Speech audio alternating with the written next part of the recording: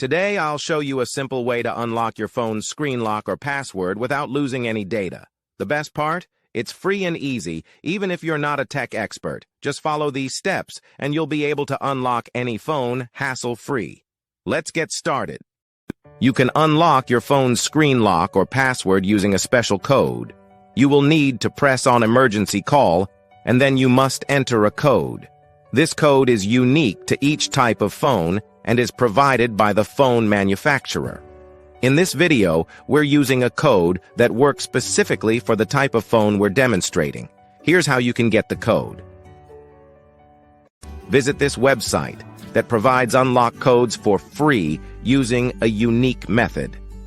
And that's it. Now you can unlock your phone without losing any data. See you in the next video. Bye.